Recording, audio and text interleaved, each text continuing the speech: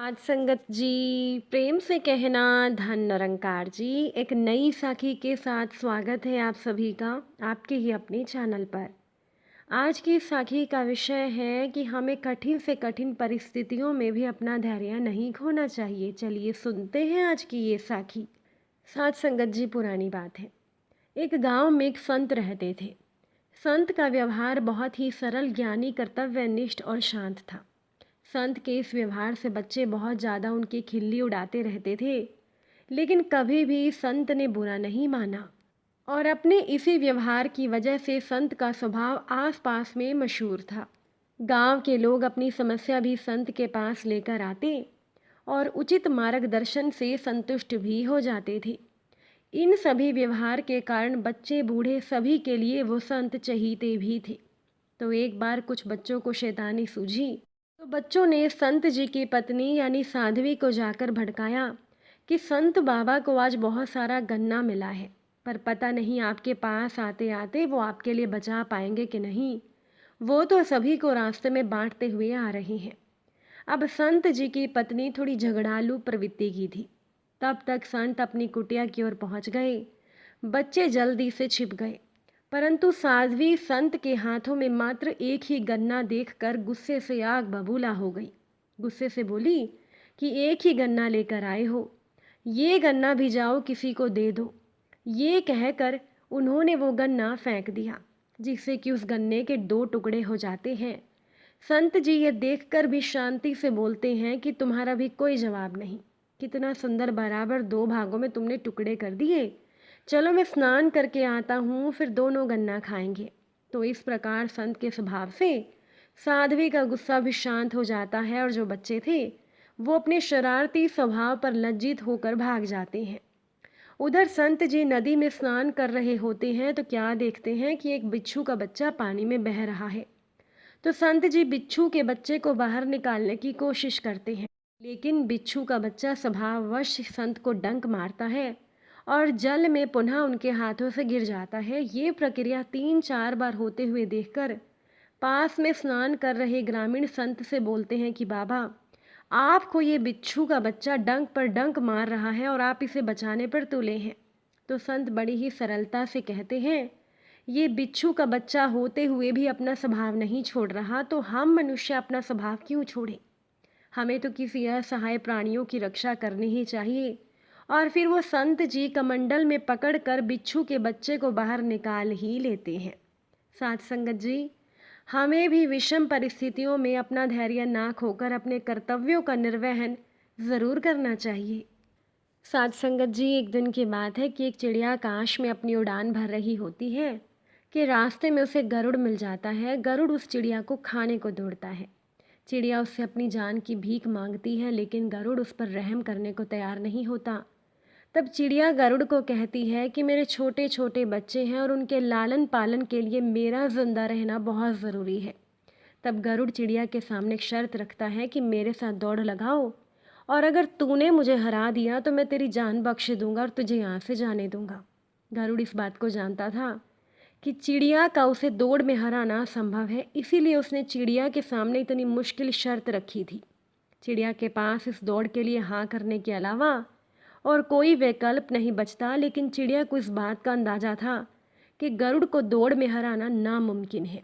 लेकिन फिर भी चिड़िया दौड़ के लिए हाँ कर देती है, पर वह गरुड़ से कहती है कि जब तक ये दौड़ ख़त्म नहीं होती वो उसे नहीं मारेगा। गरुड़ इस बात पर राज़ी हो जाता है।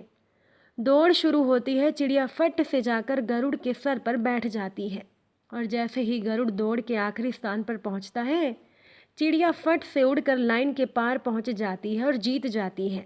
गरुड़ चिड़िया की चतुरता से प्रसन्न हो जाता है और उसको जिंदा छोड़ देता है। चिड़िया तुरंत ही वहां से उड़ जाती है और अपने रास्ते चल देती है। साथ संगत जी, हमें भी मुश्किल से मुश्किल हालातों में रोना नहीं चाहिए, बल्कि समझदारी और चतुरता के साथ मुसीबतों का सामना करना चाहिए। विरोधी या कार्य आपकी क्षमता से ज़्यादा मजबूत हो तो इसका मतलब ये नहीं कि आप पहले से ही हार मानकर बैठ जाएं, बल्कि समझदारी और धैर्य से बैठकर समस्या का हल ढूंढना चाहिए और अपने ऊपर विश्वास रखना चाहिए कि हम किसी भी हालात में जीत सकते हैं। और साथ संगत जी, भगवान के भक्तों में तो धैर्य बहुत होता है।